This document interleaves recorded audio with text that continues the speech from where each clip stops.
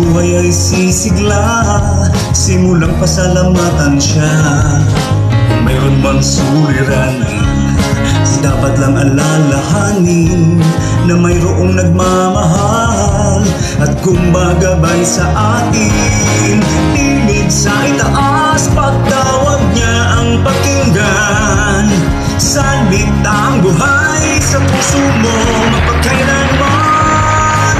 Tinig sa itaas, ang tanging mong gawing gabay. Tinig na mula sa Diyos. Hallelujah! Magandang umaga po sa inyo pong lahat dyan. Isang pinagpalang araw ng Lunes, mga kapatid sa Panginoon. Muli na naman tayo nagkita-kita.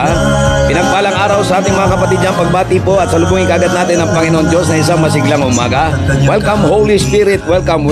Thank you Lord. At isang pinagpalat masayang umaga ng Lunes, ang ating pong pasisimulan mga kapatid sa Panginoon. Tumawag ka at manalangin, siya'y nakikinig sa atin. Hallelujah. Tayo ay kanya. Halos hindi ko po naiayos ang ating mga gawin, pero salamat po sa Panginoon. Tuloy-tuloy po tayo. Tayo po ay magpapasimula na at tayo po ay mananalangin. Hallelujah, in the name of Jesus. Pagtawag niya ang pakinggan. Isang mainit na talakayan na naman ang ating pong pag-uusapan ngayong pong umaga. Purihin ang Diyos. Glory to God. We are blessed. Salubungin po agad natin ang panalangin ng Panginoon sa isang mainit na umaga ng Lunes. Hallelujah. At napapanahon po ang ating pag-uusapan, ang salita ng Diyos, mga kapatid sa Panginoon. Ang buhay sa puso mo mapagkailanman. Tinig sa itaas ang tanging. Kumusta po kayong lahat dyan, mga kapatid? Muli na naman po tayo nanunumbalik ang kalakasan sa tulong ng ating Diyos na makapangyarihan. Dahil sa tunay. Glory to the highest, glory to God. Hallelujah. Tayo po ay mananalangin ng Panginoon Diyos. Maraming salamat po. Muli na naman kaming naririto, O Diyos. Hallelujah, sa pangalan ng aming Panginoon Jesucristo. At lubos po kami nagpapasalamat sa pagkakataong binigay niyo sa amin, Panginoon. Magpapasimula po kami ng may galak, may saya at may matinding pag-asa dahil sa iyong mga pangakong salita, dakilang Ama. Hallelujah. At tunay nga po, Diyos, na bago kami magpatuloy sa pagluklok sa iyong presensya, Panginoon. Hallelujah, sa pagdama ng iyong kapangyarihan sa araw na ito, na pasisimulan po namin sa araw ng Lunes. Humingi po kami ng kapatawaran sa lahat ng aming mga kasalanan. Humingi po kami, Panginoon, sa lahat ng aming pagkakamali ng kapaglilinis ng iyong makapangyarihan, banal na dugo, dakilang Diyos. Hallelujah. At isinusuko namin ang aming buhay sa iyo. Pinagkakatiwala namin, Panginoon, ang aming buhay sa iyong makapangyarihang kamay. Hallelujah, in the name of Jesus. Hallelujah. At sa oras na ito, Diyos, gabayan mo kami at ng bansang Pilipinas, Panginoon. Hallelujah. Hindi na po nagbibiro ang panahon, Panginoong Diyos. Dumadalangin kami ng iyong banal na patnubay. Dumadalangin kami ng iyong banal na paggabay. Patawarin mo ang iyong bayan, Panginoon. Patawarin mo ang bawat Pilipino, Panginoon. Bawat isa na nagkakasala, O Diyos. Hallelujah. In the name of Jesus. In the name of Jesus. Hallelujah. Sapagat ito'y pinangako mo, if we confess our sins, you are faithful and just to forgive us and to cleanse us from all our unrighteousness. Salamat po, Panginoon, sa iyong pangako, O Diyos, at patuloy kaming hahawak sa iyong mga salita. At dumadalangin kami sa paggabay ng Banal na Espiritu Santo na sa pasimula ng linggong ito, O Diyos. Hallelujah. Ikaw lamang ang siyang maitaas. Ikaw lamang ang siyang maparangalan sa dakilang araw na ito, Panginoon. Gabayan niyo po kami ng iyong banal na kapangyarihan. Gabayan kami ng Banal na Espiritu Santo, Panginoon. Hallelujah. In the name of Jesus. Lalo na po sa panahong ito ngayon, Panginoon. Kabi-kabila ang kaguluhan sa buong mundo. At dumadalangin kami, Panginoon, para sa bansang Israel, O God, sa nangyayaring kaguluhan po ngayon, O Diyos. Ikaw po ang gumabay sa iyong bayang pinili at hinirang, Panginoon. Iligtas mo sila sa kuko ng mga diablo, Panginoon. Hallelujah. At sa oras na ito, Panginoon, hallelujah, maraming Kristiyano ang nananalangin para sa bansang Israel. Ingatan mo po kami, bawat isa, sa pangalan ni Jesus. At bawat pamilyang nakikinig, Panginoon, at nanonood sa oras na ito, gabayan mo po kaming lahat. Huwag mo po kaming pababayaan. Bigyan mo ng pagkakataon ang bawat tao na makapanumbalik po sa inyo bago kayo magbalik, Panginoon. In the name of Jesus, in the name of Jesus. Hallelujah. Ang iyong panawagan ng pagsisisi, Panginoon, ay dapat umalingaw-ngaw sa lahat ng dako ng daigdig, Panginoon, upang makapanumbalik ang maraming tao sa pangalan ni Jesus. Hallelujah, hallelujah, hallelujah. Ingatan mo po ang aking labi, masa masabi lamang ang dapat masabi, Panginoon, at ikaw ang siyang maparangalan sa umagang ito. Dakila ka, O Diyos, dapat kang parangalan, dapat kang pasalamatan. Hallelujah, sa pangalan ni Jesus, sa pangalan po ni Jesus. Hallelujah, glory to God, glory to Jesus. Pakalinisin mo ang iyong mga mamamayan, Panginoon. Ang mga taong hinirang mo, Panginoon, ay makaranas ng tunay na kapatawaran na nagmumula sa inyo, Panginoong Diyos, sa pangalan ni Jesus, sa pangalan ni Jesus. Amen and amen. At kami gabayan mo, Panginoon, sa araw na ito. In the name of Jesus. In the name of Jesus. Tingig sa itaas, pagtawag niya ang pakinggan. Salitang buhay sa puso mo, mapagkailanman. Tingig sa itaas. Hallelujah! Isang pinagpalang araw po sa ating lahat, mga kapatid. Ang ating pong pag-uusapan ay napapanahon. Hallelujah!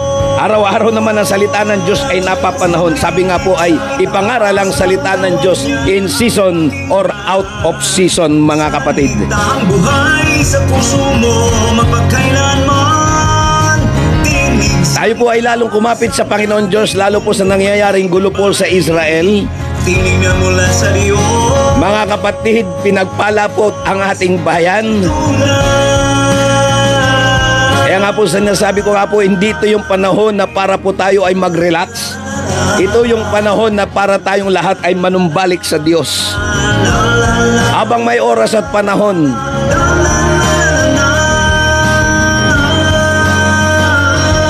kontrolado ng Diyos ang sitwasyon.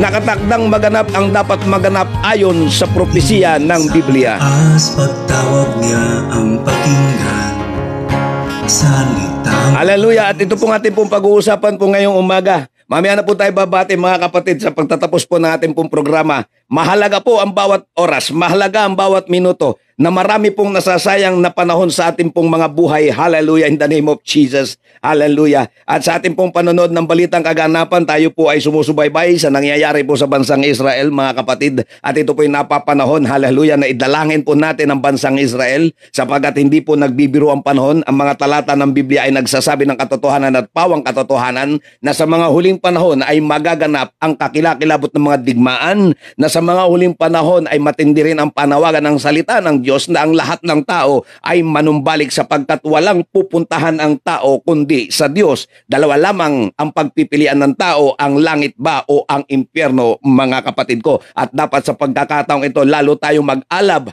habang hindi pa dumarating ang Panginoon, habang may tsansa pa ang lahat na magsisi at manumbalik sa ating Panginoong Diyos. Hallelujah. Maraming mga tao, lalo na mga Pilipino, ay masyadong relax at ang ibang mga tao ay nagko-concentrate sa mga bagay na walang kaugnayan sa ating kaligtasan, mga kapatid. At sa pag-uusapan po natin ito, ang mga talata po ng Biblia na ating pong babasahin ay may kaugnayan din po sa ating mga kapanahunan. Magbabasa po ako sa aklat ng 2 Kronika, mga kapatid. Ang talata po, ang kapitulo ay 24.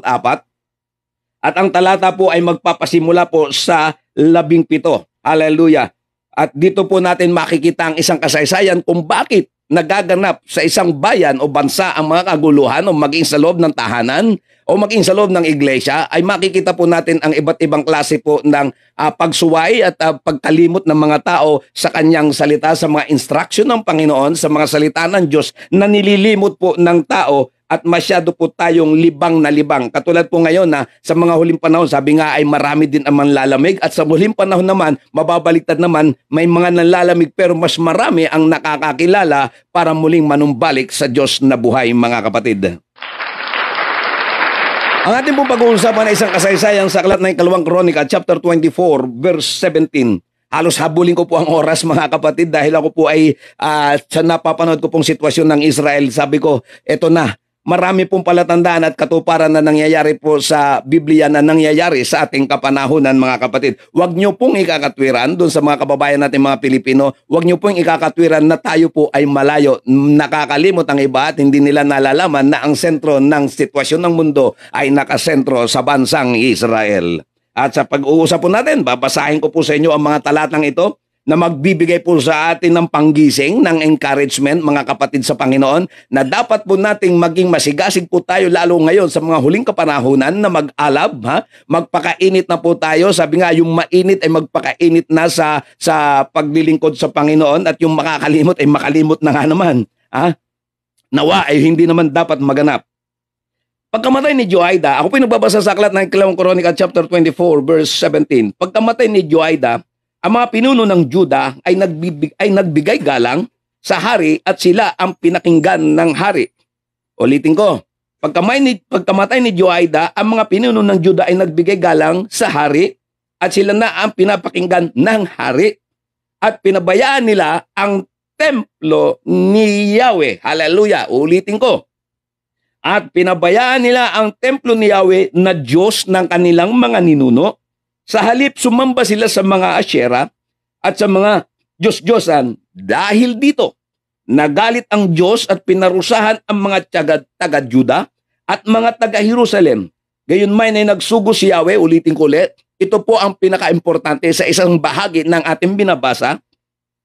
Gayunman ay nagsugo si Yahweh ng mga propeta. Pagka sinabi pong propeta, lingkod po ng Panginoong Diyos, mga tagapangaral ng salita ng Panginoong Diyos. Gayunman ay nagsugo si Yahweh ng mga propeta, hallelujah, glory to God, upang ang mga tao'y magbalik loob sa Kanya. Ito yung tungkulin ng mga propeta noong unang panahon, at sa ating kapanahunan ay mga lingkod ng Diyos, mga pastor, mga tagapamahayag ng salita ng Panginoon Diyos na naayon sa kalooban po ng Diyos. Tutuloy ko po muna at mamaya natin hihimay-himay ng bawat salita ng Panginoon. Ang sabi dito, gayunman ay nagsugo si Yahweh ng mga propeta upang ang mga tao ay magbalik loob. Hallelujah! Magbalik loob sa Kanya. Ngunit, ito yung masakit ngunit, hindi sila pinakinggan ng mga ito. Hallelujah! Glory to God!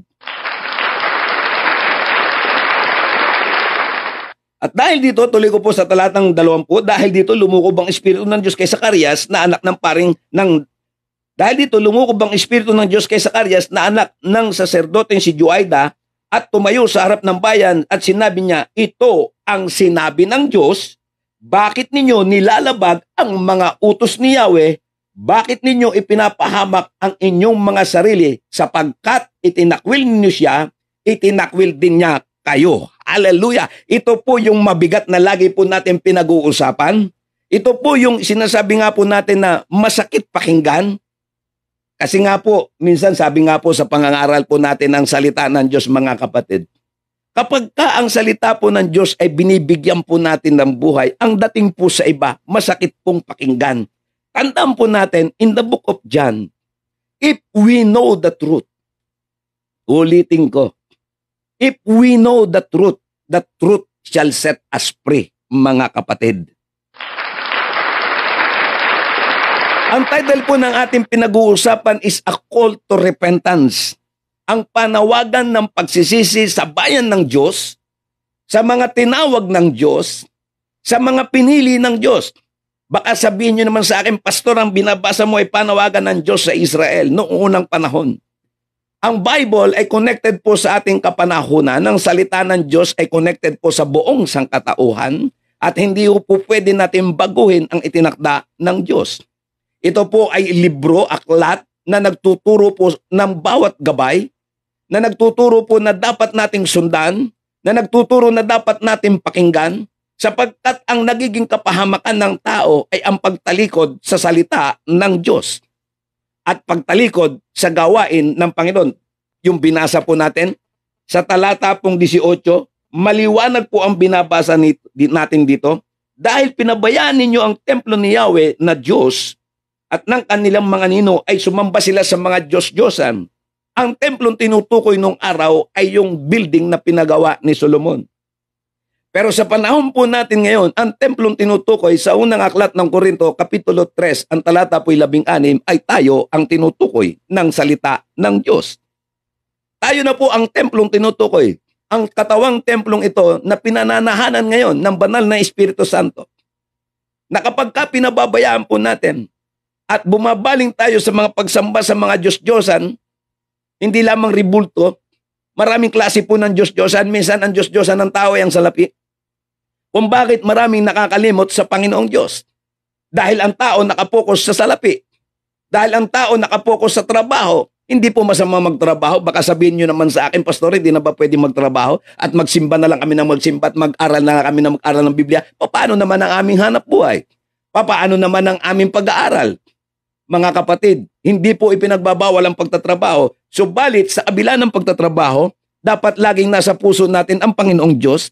Sabi naman ng iba, tanungin mo, mga kapatid, nakalimot ka na yata sa Diyos. Sabi naman ng mga sumasagot na pilosopo, hindi po kami nakakalimot sa Diyos, ika nga. Pero yung pagsamba, nakakalimutan nila. Nakapokus sa trabaho, pero sa paglilingkod sa Panginoong Diyos, mga kapatid, ay nakakalimot po. Bibig lamang po ang nagsasabi. Mamaya madadaanan po natin iyan, mga kapatid. Tayo po ay tinatawagan ng Panginoon Diyos sa mga talatang binasa po natin na magbalik loob sa Diyos. Marami po ay aayaw magbalik. Abala sa kanila ang salita ng Panginoon Diyos. Abala sa karamihan ang paglilingkod sa Diyos. Dumarating po ang panahon ng kawakasan, hindi na mamalayan ng maraming tao mangmang sa salita ng Panginoon Diyos na matindi po ang panawagan lalo sa mga huling kapanahonan ito. Napapanahon po ang panawagan ng pagbabalik loob sa ating Panginoon Diyos na lumikha po sa atin, mga kapatid. Ako nga po ay nagre-review ng ating pong mga ginagawang program. Nakakalungkot po. Nakakalungkot. Sa ibang bagay ay nakapokus ang maraming tao lalo walang kaugnayan sa kaligtasan. At isa pong masakit na katotohanan po ito, mga kapatid. Sa mga panahon po ng pag-aaral po natin, nakakalungkot na nababaliwala po ang salita ng Panginoon Diyos. Pero sa ibang bagay, sa mga TikTok, sa mga Real Talk, sa mga Reels na tinatawag, nagugulat po talaga ako. Milyon-milyon ang nanonood. Milyon-milyon o daang libo ang nakikinig. Subalit pagsalita po ng Panginoong Diyos, isa pong katotohanan na walang panahon ang mga tao, mga kapatid ko. At ito po ang isang masakit na realidad kung bakit. Kaya nga sabi dito sa binasa po natin mga talata, dahil pinabayaan ninyo ang Diyos, hallelujah, pababayaan ko rin kayo. Alam niyo po ba yung sinabi ng Panginoon dito? Dahil kinalimutan natin ng Diyos, kalilimutan niya tayo. Dito po sa talatang 20, ng ikalawang kronika, kapitulo 24. Ito po ang nakalagay. Uulitin ko. Sabi niya dito, bakit ninyo nilalabag ang mga utos ni Yahweh? Lahat tayo ay hindi perpektong tao. Maging kaming mga pastor, minsan ay nilalabag din namin ang mga utos ng Diyos sa hindi inaasahang pagkakataon, sa mga hindi sinasadyang panahon. Subalit, anuman ang gagawin naming katwiran o maging katwiran ng sino man sa atin ay hindi makalulusot sa salita ng Diyos. Kaya nga po may panawagan, lahat tayo ay magsisi. Wala po ditong iitsapwera, wala pong exempted kahit reverend, kahit mga bishop o mga pastor o mga doktor ng Biblia ay hindi po exempted sa salita ng Diyos sapagkat pag humarap po tayong lahat sa Panginoong Diyos, mga kapatid ko, ay hindi tatanungin ng Panginoon kung ano ang ating mga titulo. Ang tatanungin ng Panginoon Diyos sa atin ay yung uri ng ating paglilingkod sa Panginoon. Bakit ninyo nilalabag ang mga utos ni Yahweh? Ang isang mga utos ng Panginoon sa aklat ng Hebreo, chapter 10, verse 25, huwag. Nakalagay po doon ay yung salitang huwag. Ibig sabihin, ipinag-uutos. Ibig sabihin, ay pinagagawa ng Panginoong Diyos. Huwag ninyong kalilimutan ang araw ng mga pagtitipon para sa Panginoon sapagkat nalalaman natin na nalalapit na ang araw ng pagbabalik ng ating Panginoong Hesukristo. Tuloy po natin. Bakit ninyo ipinapahamak ang inyong mga sarili? Tingnan po natin mabuti at pakinggan ang mga talatang ito. Halos hindi ako makamove. Mahaba po pag-uusapan po natin. Bakit ninyo ipinapahamak ang inyong mga sarili? Nakita na ho natin at pakinggan. Nagbabasa po ako sa magandang balita, Biblia. Bakit ninyo ipinapahamak ang inyong mga sarili? Nakita ninyo ang pagtatakwil ay nagdudulot ng kapahamakan? Sapagkat itong sagot ng Diyos, sapagkat itinakwil ninyo siya, itinakwil din niya kayo. Hallelujah! Yung pong pagtatakwil sa salita ng Panginoon Diyos ay isang maliwanag na pagtatakwil sa buhay na Diyos, mga kapatid. Kaya kung tayo po ay nagbabaliwala sa lahat ng utos at pananalita ng Panginoon at sa bawat salitang napapakinggan po natin araw-araw o sa bawat pangangaral ng sino mang mga pastor, mga lingkod ng Panginoon na binabaliwala po natin, mga kapatid, ay nagdudulot, sabi nga doon, ay ipinapahamak ang ating mga sarili dahil sa pagtatakwil sa Diyos. Maraming taong pilosopo, lalo sa panahon ngayon, lalo yung mga nakakalimot pagsamba. Pag tinanong mo yan, mukhang nakakalimot ka na. Ang isasagot niyan, hindi kami nakakalimot sa Diyos. Sabi ko, sinungaling ka. Bakit? Yung pananambahan ay pinag-uutos ng Diyos? Yung pagbabasa ng Bible ay pinag-uutos ng Diyos? Hindi ba maliwanag yon? Sa panahon ni Joshua, iniutos yun ng Panginoon Diyos. Joshua, huwag mong kakalimutan ang salita ng Diyos. Maraming panahon na nag-uutos ang Diyos. Pagbulay-bulayan mo ito, pag-aralan mo ito, araw at gabi, pananalangin araw at gabi ay mga utos ng Panginoon Diyos na binabaliwala ng tao. Ang masakit na realidad, maraming tao, lalo yung mga pilosopo, lalo yung mga mararamdamin at mga sensitibo pagdating sa pag-aaral ng salita ng Panginoon Diyos, ay mga nakakalimot. Hallelujah. Mga kapatid, matindi po ang sitwasyon ngayon. Nagbibilang po ang mga araw at mga taon at hindi natin alam yung eksaktong araw ng pagbabalik ng Panginoong Jesucristo. Lahat ng nangyayari, palatandaan at mga kaganapang nagaganap sa buong mundo ay nakatala na po sa Biblia. Basahin man natin ang ulit-ulit ang Bible ay hindi po tayo makakaiwas, mga kapatid. Nagpapadala ang Diyos, ang sabi niya dito, nagpapadala ang Panginoon Diyos ng mga propeta, ng mga lingkod para ibalik ang mga tao sa Diyos. Hallelujah! Glory to God! Ay nako, sa panahong ito po ng kaguluhan, mga kapatid, matindi po ang ating pong nagagawang mga pagkakamali. Isa daw sa pinakamalaking kasalanan ng tao ay yung limutin, pabayaan ang templo ng Diyos, mga kapatid ko.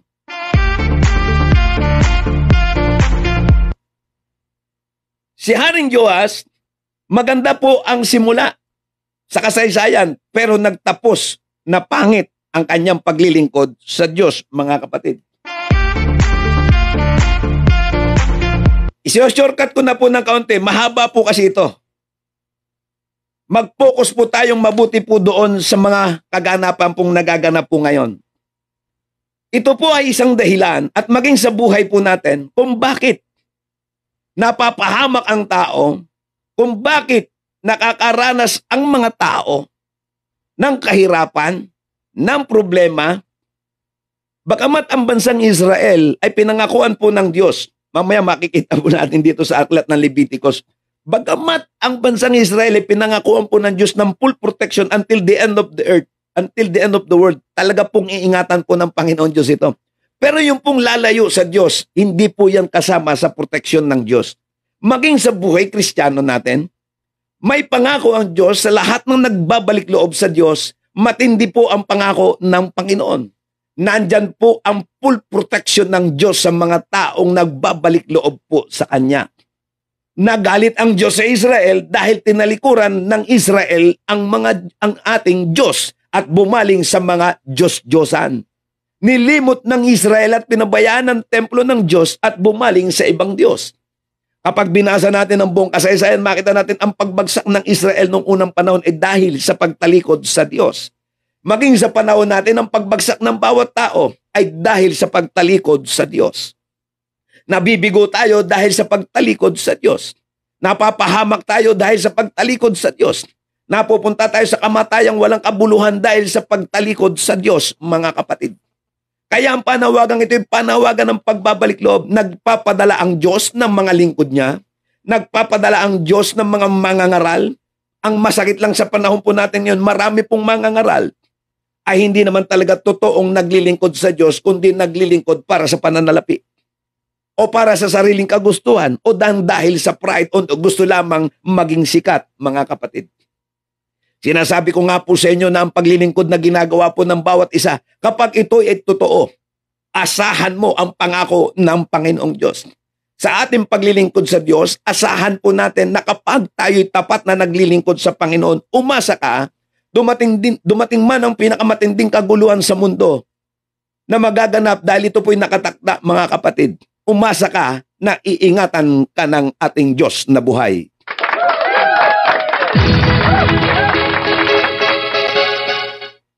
Nangako po ang Diyos, doon sa mga sumusunod po sa Kanya, na siya'y pagpapalain at pagtatagumpayin po ng Panginoon.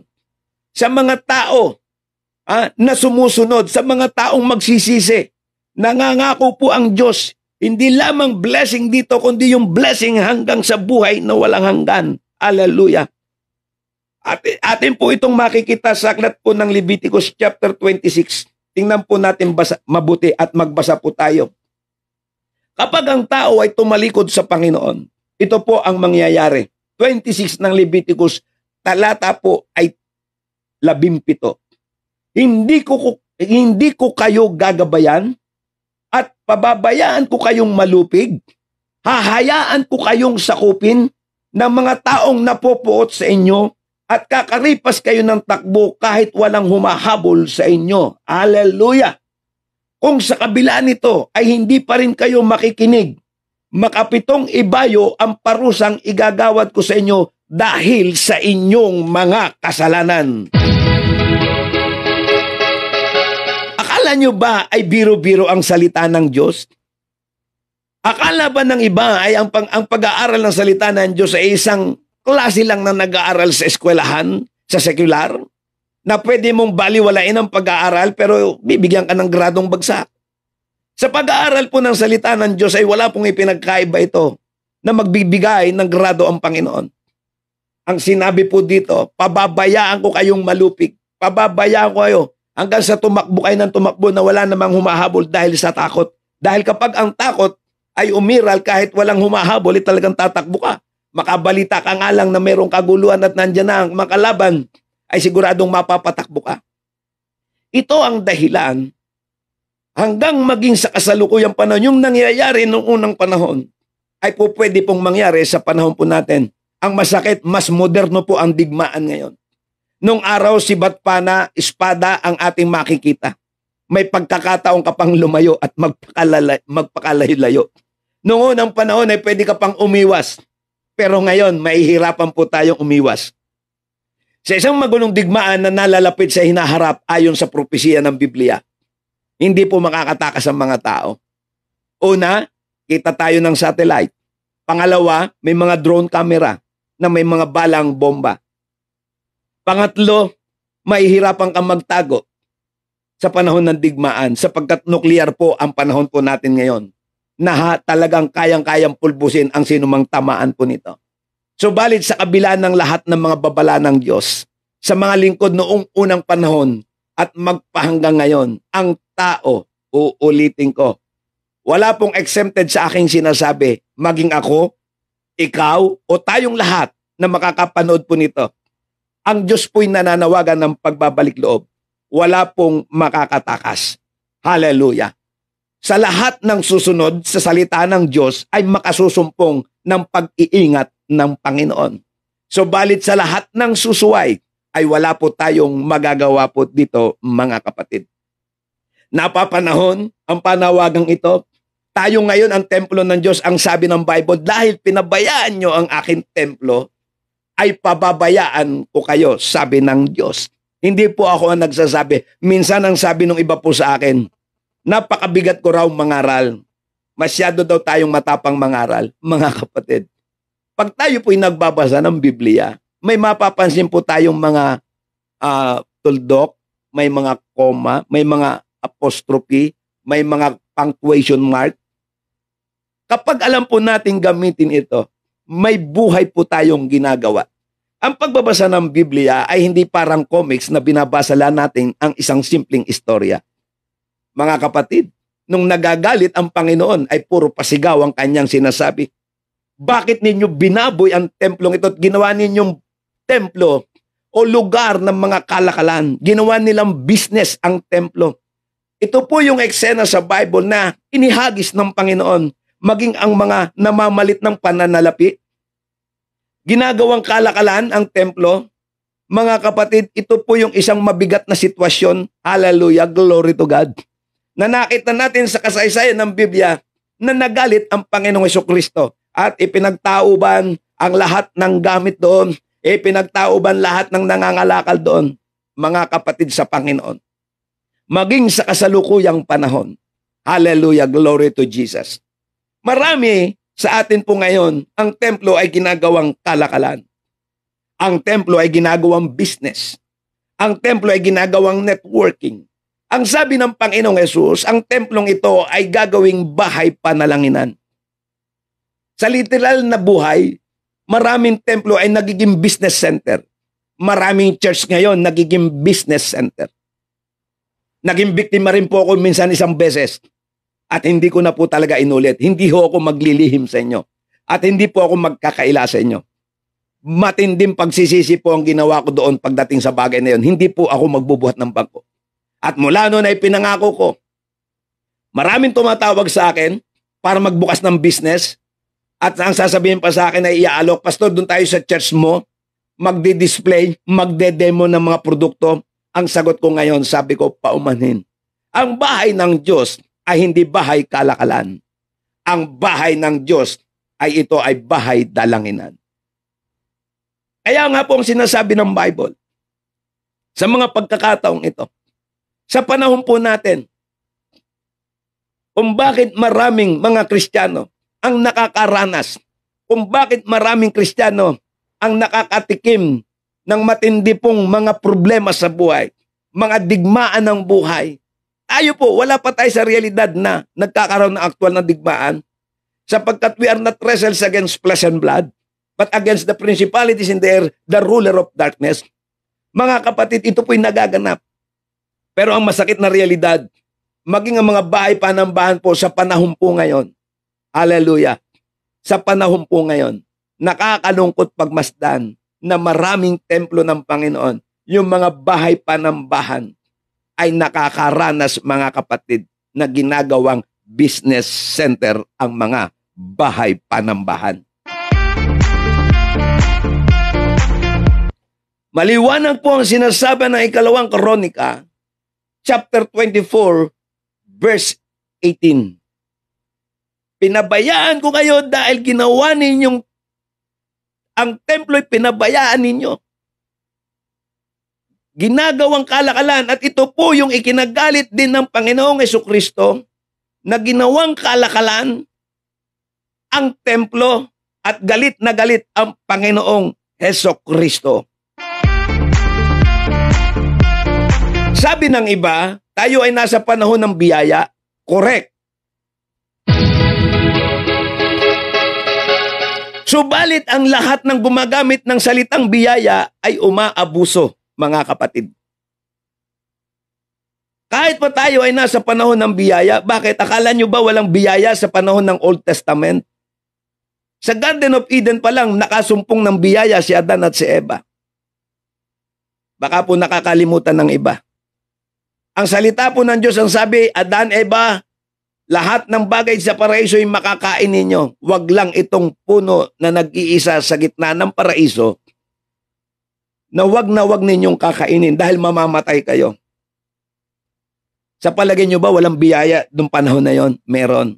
Dahil ang sabi ng Diyos, mamamatay kayo. Nung kinain nila yung pinagbabawal na bunga, namatay ba si Adan at si Eva? Hindi. Sila'y pinalayas dahil kahit papaano ay nakasumpong na sila ng biyaya. Hindi sila pinatay ng Diyos. Pwede naman gumawa ng Diyos ng panibagong taong magigulumika ng panibagong taong masunurin. Pero hindi. Nakasumpong ng biyaya. Maging sa panahon po natin ngayon, sumasagana po ang biyaya. Pero ang masakit na realidad, mga kapatid, marami rito'y nagbabaliwala, mga kapatid ko. Kaya kung tayo po ay makasusumpong ng ganitong klase, marami po ang tumawag po sa atin. Baka pwede tayong mag-demo sa church mo para yung mga miyembro mo ay kumita at magkahanap buhay. Ang sinasagot ko na po ngayon, ang mga miyembro sa iglesia na totoong naglilingkod sa Diyos, huwag niyo pong dalhin sa loob ng church ang inyong mga produkto. Dalhin niyo ho sa labas. Kahit mga miyembro pag lumalapit po sa akin, Pastor, pwede ba mag-demo sa church? Hindi demo ang kailangan ko sa church. Ang kailangan ko sa church ay mga mananamba. Hindi ko kailangan ang business sa church. ang kailangan ko ay sasamba sa church. Maring sabihin naman ninyo, grabe ka namang magsalita, pastor. Saan kukuha ng pondo ang church? Hindi ko problema yon. Problema po yun ng Diyos. Ang kailangan po natin ngayon sa panahong ito ay mga totoong nagbabalik loob sa Diyos, mga kapatid ko. Hallelujah! Hallelujah! Glory to God! Ito ang nagiging problema po natin ngayon. Ang Diyos po ay hindi nagbabago. Ang lahat ng salita ng Diyos ay totoo. Ang Diyos noong unang panahon, ang Diyos na lumikha kay Adan at kay Eva, ay Diyos pa rin magpahanggang ngayon, mga kapatid. Huwag po nating baguhin ang sinasabi ng Biblia nang dahil sa ating mga sariling prinsipyo, mga kapatid ko. Nangako ang Diyos na tayo ipagpapalain doon sa mga marunong sumunod. Pero doon sa mga hindi marunong sumunod, they will suffer. Magsasuffer ang mga ayaw sumunod. At mararanasan ng lahat ang kabiguan dahil sa pagsuway sa Panginoon. Ang sabi dito sa akin binabasa, disobedience brings its own bitter reward. Kung ano ang itinanim, siyang aanihin. Hallelujah! Kung babasahin natin mabuti ang kwento ni Joas o ni Joasias o ni Joaida sa Tagalog, maganda ang simula, pangit ang wakas. Sa totoo lamang, hindi baling pangit kang nagsimula sa paglilingkod sa Diyos kung magtatapos ka namang maganda sa harapan ng Diyos. Ito po yung realidad na pag-uusapan po natin. If we know the truth shall set us free. Alam niyo po ba ang karanasan ko, mga kapatid? Gusto uling ibahagi sapagkat marami po talaga. Hindi ko po kailangan buhat ng bangko. Uulitin ko, hindi po. Ang kailangan po natin ay magkwento ng katotohanan. Kaya nga po ako ay nababansagang masama daw ang ugali ko, sabi ng iba. Pangit po talaga ang simula ko. Pangit po ang nakaraan ko. Pangit ang pinagdaanan kong buhay. Hindi po maganda. Walang kasing ganda po ang aking simula. Kaya nga po ang katwiran ko, hindi na baling pangit akong magsimula. Wag lang pangit na magtatapos ang aking paglilingkod. Maraming tao ay nagiging hukom. Sasabihin nila si Alex, ganito yan nung araw. Noong araw. Hindi ko itinatanggi. Noong araw. Bakit ba laging nakatingin tayo sa nakaraan? Bakit hindi tayo tumingin sa future na inihanda ng Diyos na maganda?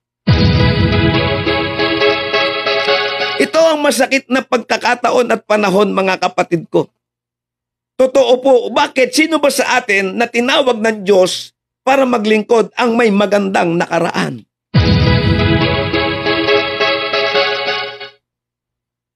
Ang realidad ng buhay sa panahon natin ngayon, mga kapatid, marami ay hindi na nabibigyan ng pagkakataong magsisi dahil pati yung nakaraan ay hinuhusgahan. Ang sinasabi ng Diyos, huwag natin siyang limutin. Ngayong narinig natin ang katotohanan, dapat lalo tayong magpursige sapagkat hindi natin alam ang nagaganap sa ating kapanahunan, tanging Diyos lamang ang nakakaalam.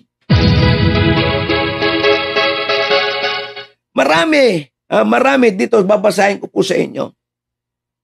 Marami rito yung mainit, yung puso ay hindi tama sa paglilingkod sa Panginoon. Hindi tama yung ipinapakita ay external worship, yung klase ng pagsamba, pero ang totoo, may itim ang budhi. Ang sabi niya dito, ito po yung isa pa sa ating mainit na pag-uusapan. Mas madaling magtayo ng templo ng Diyos, yung building,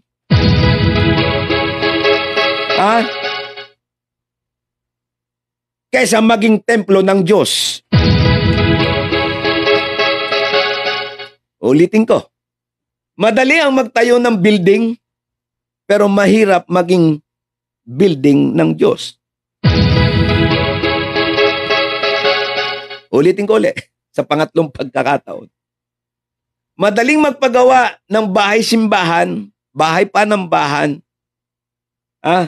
kaysa maging totoong mananamba. Ito po yung masakit na katotohanan kung bakit ang Diyos ay nagagalit po sa ating mga tao sa panahong ito. Kung bakit babagsak ang galit ng Diyos sa buong mundo, sa buong sangkatauhan. Hindi po lingid sa inyong kalaman na ang mundo'y pasama ng pasama. Kaya nga sabi ng Panginoon Diyos, sa mga huling araw, ang masama ay magpapakasama, ang mabuti ay magpapakabuti. There is only two choices ang pagpipilian nating pagdesisyonan ngayong araw na ito. Langit at impyerno lamang ang po pwedeng piliin po ng mga tao. Subalit marami ang pumipili patungo sa impyerno, mga kapatid. Dalawang klase ng daan, isang makipot na daan at isang maluwang na daan ang pagpipilian ng tao. Ang makipot na daan, pag pinag-usapan po natin at pag-aralan po natin, marami ay nasasakal at nahihirapan kaya maraming aayaw dumaan dito. Subalit ang hatid po ng makipot na daan o mahirap na pamamaraan ng buhay sa paglilingkod sa Diyos, ang dulo naman ay buhay na walang hanggan. Hallelujah. Maraming pumipili ng maluwang na daan, pero ang dulo ay kapahamakan. Ano po yung maluwang na daan? Ito yung hindi sila nahihirapan. Ano yung maluwang na daan? Ito yung mga daan na kung saan kaya niyang gawin ng lahat ng gusto niyang gawin, mga kapatid ko sa Panginoon. Nakakalungkot na realidad. Ayain mo, kasi pag sinasabi na pag nag-born again ka, pag ikaw ay sumunod kay Kristo, ang daming pinagbabawal, napakahirap sumunod. Hindi na baling ikaw ay nahihirapan. Minsan sabi nga nila, nakakasakal naman yung mga pamantayan nila, pastor, nakakasakal naman ganito, napakahirap. Hindi na baling mahihirapan ka kung ang dulo naman ito ay buhay na walang hanggan.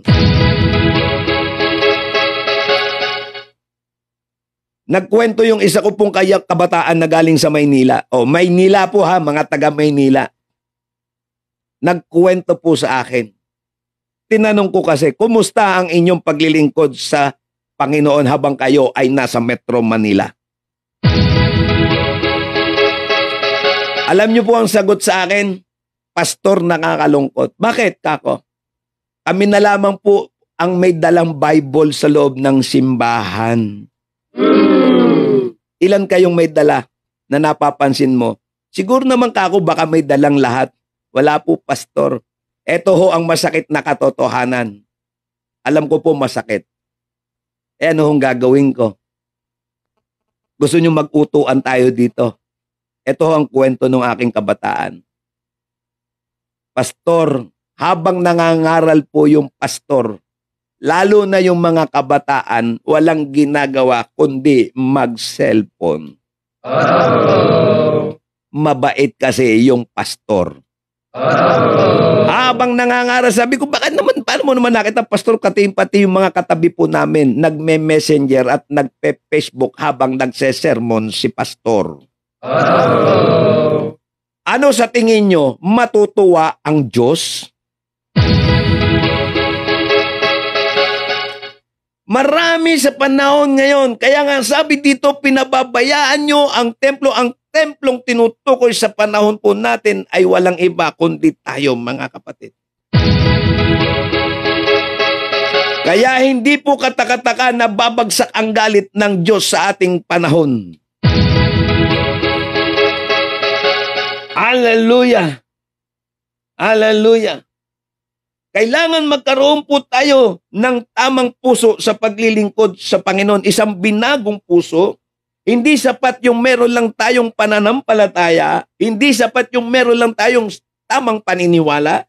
Ang kinakailangan at inihingi ng Bible o ng salita ng Diyos is a renewed heart, mga kapatid. Hindi sapat yung meron tayong ritual na ginagawa sa bahay-sambahan. sa bahay simbahan o sa bahay panalanginan, na parang tayo ay banal. Ang kailangan natin ay holy life o banal na buhay sa harap ng Panginoon Diyos. Kaya tama po ang sinasabi ng unang Pedro, be holy because I am holy. At ang magpapabago lang ng buhay natin ay ang banal na Espiritu Santo, mga kapatid. Mga kapatid sa Panginoon, hindi na po nagbibiro ang kasaysayan ng Biblia. Hindi po natin pwedeng baguhin yung nakasulat. At ito po ang aking hamon sa mga tagapakinig po natin at maging sa bahay-sambahan kapag tayo po'y nagtuturo. Hindi na natin pwedeng baguhin ang itinakda ng Diyos. Ang panahon ay pagulo ng pagulo. Ang panahon ay pasama ng pasama.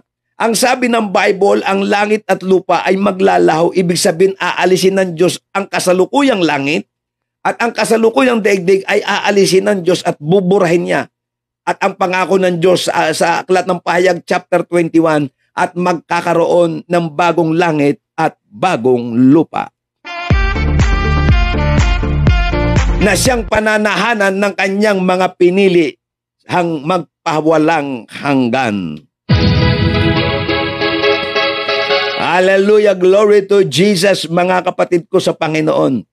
Glory to God.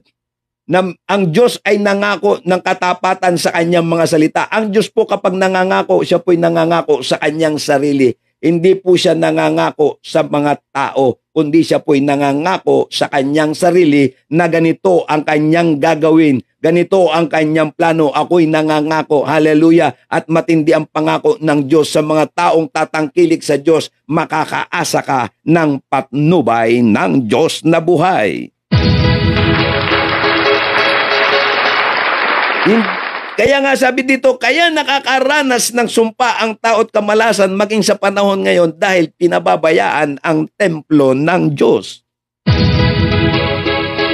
Akala nyo ba, sabi ko nga po kahapon, nangangaral po tayo dahil po tayo ay medyo updated po sa sitwasyon.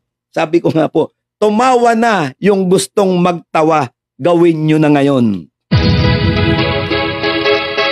Magbaliwala na yung gustong magbaliwala sa paglilingkod sa Diyos, gawin mo na ngayon, magpakasaya ka na. Tingnan ko lang kung makakatawa ka pa pag nakaharap na natin ang dakilang manlilikha, mga kapatid.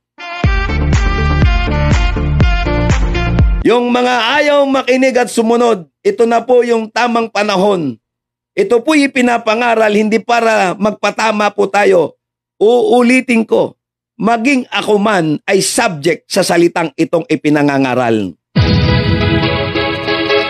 Marami ay nakangisi sa panahon ngayon. Sige lang, marami pa nga'y namimintas. Alam nyo bang nakarating sa akin ang balita? Si Pastor Alex, magaling lang yan sa umpisa. Nagtayo niyan dati ng Bible School pero babagsak din yan.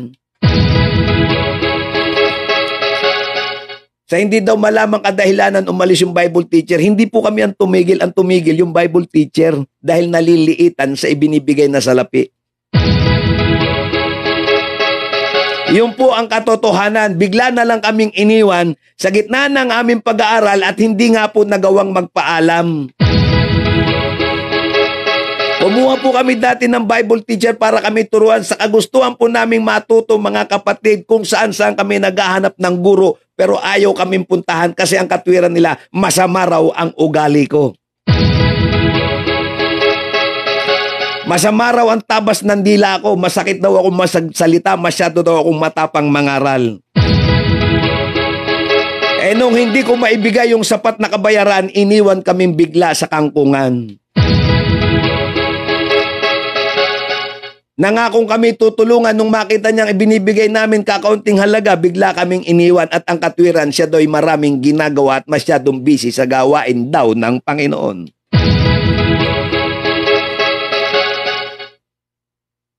Mga kapatid, ang paglilingkod po sa Diyos ay maraming kaakibat na sakripisyo. Kapag kulang pala ang sweldo, iiwanan ka. Kapag kulang pala ang ibinibigay, iiwanan ka, mga kapatid.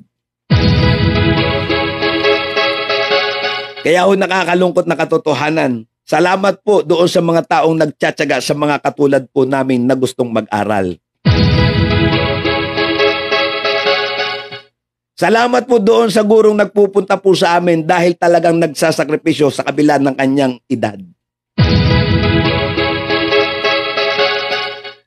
Kaya nga po kami galak na galak dahil gusto pa po naming matuto. Hindi po sapat ang karunungan na atin pong pinag-aaralan. Gusto pa po naming matuto.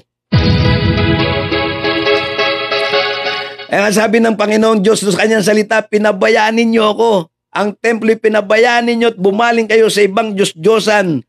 Maraming klase ng Diyos-Diyosan ngayon. Dahil pinabayaan nyo ako, sabi ng Panginoon Diyos, papabayaan ko kayo. Ito po yung mabigat na salita ng Diyos sa talata po ng Leviticus. Ano nakalagay dito? Hindi ko kayo gagabayan at pababayaan ko kayong malupig. Yan ang salita ng Diyos. Mabigat po ang salita ng Panginoon. Baka sabihin, Pastor, Old Testament sa Israel lang yan sinasabi. Huwag ka nang magbasa ng Bible kung yan ang iyong katwiran. Katwiran ng Diyos. Ang sabi doon, unahin mo ang kanyang katwiran at ang kanyang kaharian, mga kapatid. Ito'y panahon ng pagkakasundo-sundo. Bakit ba pagka may mga taong umaangat, gusto nyong hilahin pababa? Kaya nagagalit ang Diyos, nadadamay tuloy yung mga walang kasalanan. Ito pong aral na ito ay aral ng panawagan ng pagsisisi at pagbabalik loob sa Diyos. Nung dumating si Juan Bautista, isa lang ang isinisigaw sa ilang, magsisi kayo at magpabautismo. Nung dumating ang Panginoong Jesucristo, magsisi kayo at magpabautismo sa Espiritu Santo.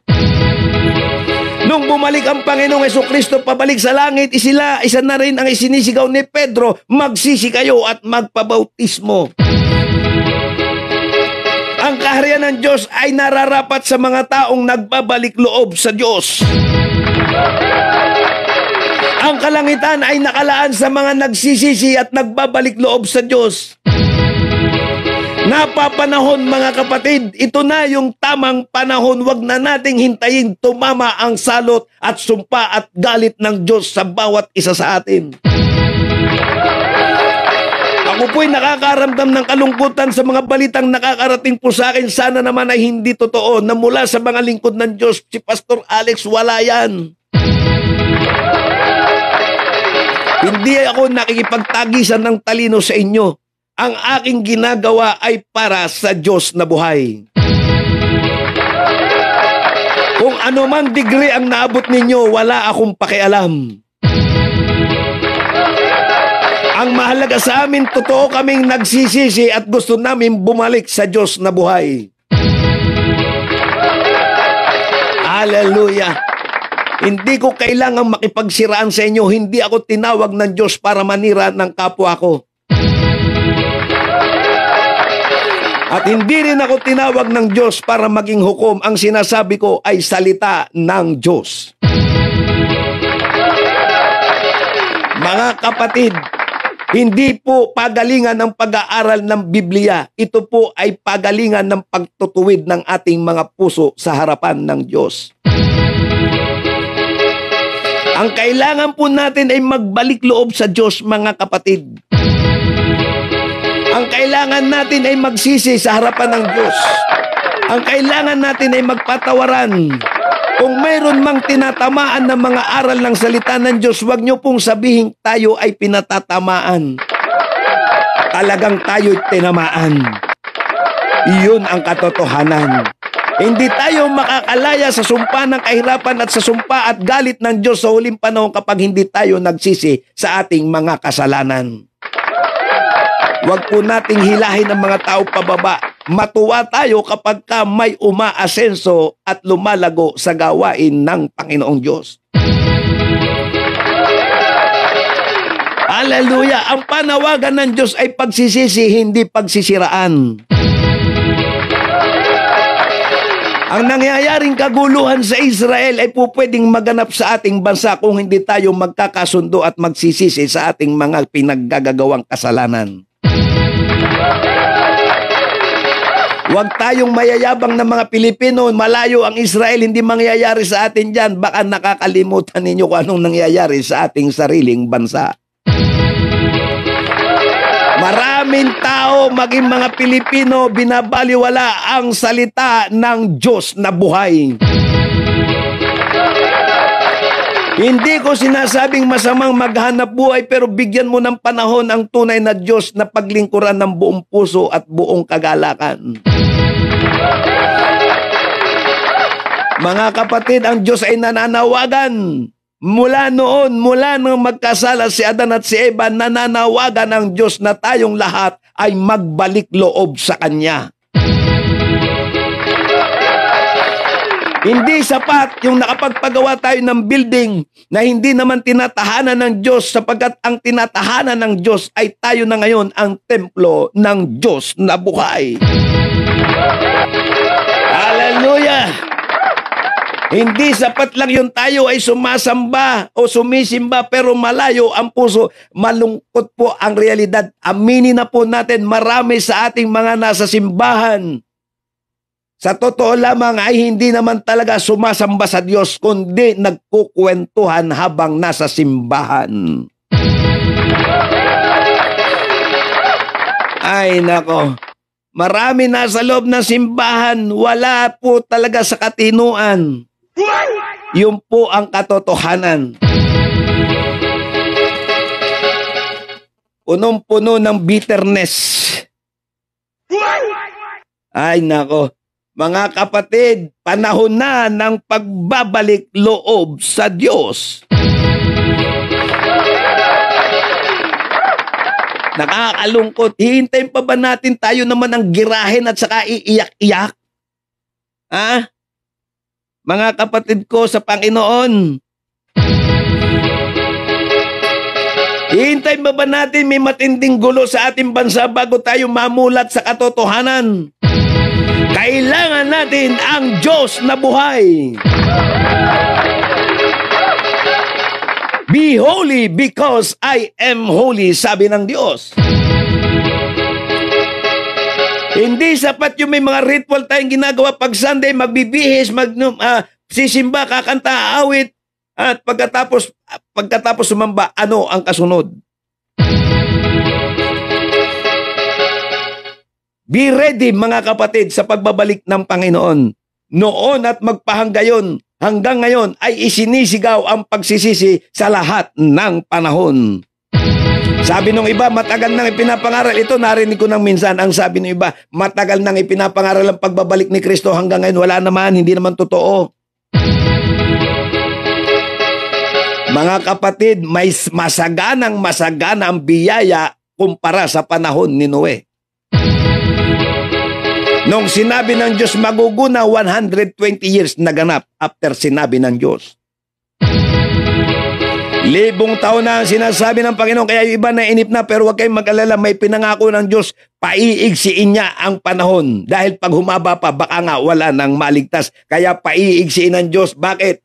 Para maramdaman na ng lahat ang biyaya ng Panginoon na totoo ang kanyang mga salita.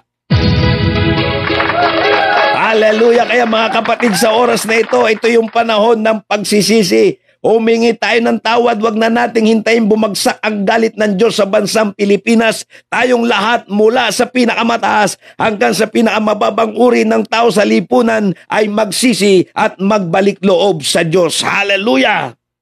Glory to Jesus! Tayo po ay dumalangin sa Panginoon. Humingi tayong lahat ng kapatawaran bago maging huli ang lahat. Dakilang Diyos na makapangyarihan, narito ang iyong bayan, ng iyong mga anak na humaharap sa inyo. Ano man o Diyos, anumang uri ng kasalanang meron kami ngayon, kami po ay buong pusong nagpapakumbaba. Patawarin po ninyo kami, O Diyos, at linisin sa lahat ng aming kasalanan. Sinadya man ito o hindi, Panginoon, patawarin po ninyo kami. Hallelujah! Patawarin po ninyo kami, Panginoon. Patawarin nyo ang aming bayan, Panginoon. Patawarin nyo ang aming mga opisyalis na nakagagawa pa rin ng kasalanan, O Diyos. Patawarin nyo yung mga taong mapagsamantala. Patawarin nyo yung mga taong magnanakaw na at humihingi ng kapatawaran, O Diyos, sa lahat ng taong humihingi ng pagsisisi ay makatatanggap ng kapatawaran mo. Iyon ang iyong pangako. Dahil siya'y tunay. Dinadalangin namin sa banal na Espiritu Santo na masumpungan namin ang totoong kapatawaran. Salamat, O Diyos, sapagkat ito ang iyong pangako sa pangalan ni Jesus. Makasusumpong kami ng tunay na kapatawaran. Hallelujah. Hallelujah. Hindi pa huli ang lahat, mga kapatid. Dumulog tayo sa Diyos. Saan ka man naroroon, dumulog tayo sa Diyos. Dumulog tayo, lumapit tayo ng totoo sa Panginoong Diyos bago pa maganap ang kinatatakutang araw ng Panginoon. Hallelujah. O Diyos na makapangyarihan, salamat po, Panginoon. Dalangin namin sa banal na Espiritu Santo ang iyong paggabay. Sa pangalan ni Jesus, ang iyong pag-iingat sa pangalan ni Jesus. Hallelujah. Glory to Jesus. Glory to Jesus. Glory to Jesus. Hallelujah. Manangako ang Diyos gaano man karumi ang buhay natin. Isaiah chapter 1 verse 18, nangako ang Diyos, lilinisin niya tayo, patatawarin niya tayo in the name of Jesus. In the name of Jesus. In the name of Jesus. In the name of Jesus. Hallelujah. Glory to God. Glory to God. Glory to Jesus. Glory to Jesus. Patawarin mo kami, Panginoon. Glory to Jesus. Glory to Jesus. Glory to God. Ang araw ng Panginoon ay araw na nakapangingilabot. Wala tayong pagtataguan, mga kapatid, habang may oras pa. Naanyayahan ko kayong lahat na humingi ng tawad sa Diyos. Huwag tayong maging mayabang. Darating ang Panginoong Diyos anumang araw, anumang oras na hindi natin alam. Imagine mo yung kalagayan ng mga taong ito sa bansang Israel na pinasok ng mga Hamas. Kung ano ang nararamdaman nilang takot at pangamba.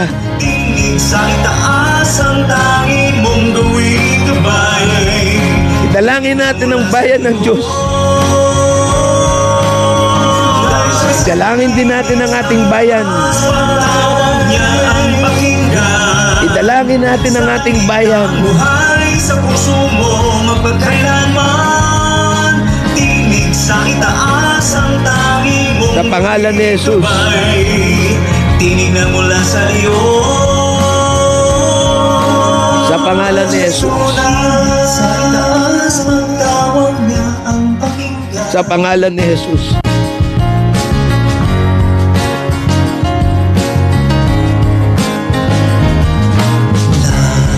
Kaya po ninyo na inyong maramdaman ang presensya ng Diyos ngayon. Hayaan po ninyong maranasan ang pagyakap ng Diyos sa inyong lugar. Ang banal na Espiritu Santo, mga kapatid. Mahal ka ng Diyos. Mahal tayo ng Diyos. Mahal na mahal tayo ng Diyos. May panahon pa po tayo. May panahon pa po tayo, mga kapatid. Sama-sama tayong tumalangin sa Diyos. Sama-sama tayong tumawag sa Diyos. Napapanahon ng pagbabalik loob. Hindi lang basta inaawit. Tinig sa itaas ang tanging mong gawing gabay. Tinig na mula sa Diyos. May pagkakataon pa tayong lahat. Dahil siya'y tunay. Samantalahin po natin ang pagkakataong ito. Ama, salamat sa iyong masaganang awa at biyaya. Ama, salamat sa iyong dakilang pag-ibig sa amin. Ama, salamat po. Salamat, Ama. Salamat. Pasakit sa kalooban, kayang-kaya niyang wakas. Kahabagan mo ang bansang Pilipinas. Kahabagan mo ang mga tao sa mundo. Nakikinig sa atin, tayo ay kanyang mahal. Dahil siya Hallelujah. at banal. Hallelujah, Lord. Tingig sa itaas, pagtawag Maraming salamat po, Panginoon. Pagpalain mo po ang lahat ng tao sa lugar na ito. Lahat ng mga tao makakarinig nito, Diyos, sipuin mo ang kanilang mga puso sa pangalan ni Jesus. Sa lahat ng makakapakinig nito, Panginoon, pagpalain mo sila, ingatan mo sila, at samahan hanggang sa araw ng iyong pagbabalik. Sa pangalan ni Jesus. Maraming salamat po, Diyos. To God be the highest glory. In the name of Jesus. In the name of Jesus. In the name of Jesus. Alam na po mga kapatid, sa Diyos ang pinakamataas na papuri at pasasalamat. Sa Kanya ang karangalan at kalwalatian. Ingatan kayo ng Diyos sa pangalan ni Jesus. Sa pangalan ni Jesus. Magkita-kita po tayo uli araw-araw mula Lunes hanggang Biyernes. Tinig sa itaas. Sa itaas, pagtawag. Hindi na po muna ako babate. Batiin na lang muna natin ang Diyos. Let us welcome the Holy Spirit. Let us acknowledge the power and the presence of God. Bigyan natin ng parangal ang Diyos, mga kapatid, sa ating mga buhay. May pagkilos ang Diyos sa buhay mo ngayon. Tanggapin ninyo ang presensya ng Panginoon. Ang banal na Espiritu Santo ay gumabay sa inyong lahat. Paalam na po. Salamat po sa inyong lahat. God bless. To God be the highest glory.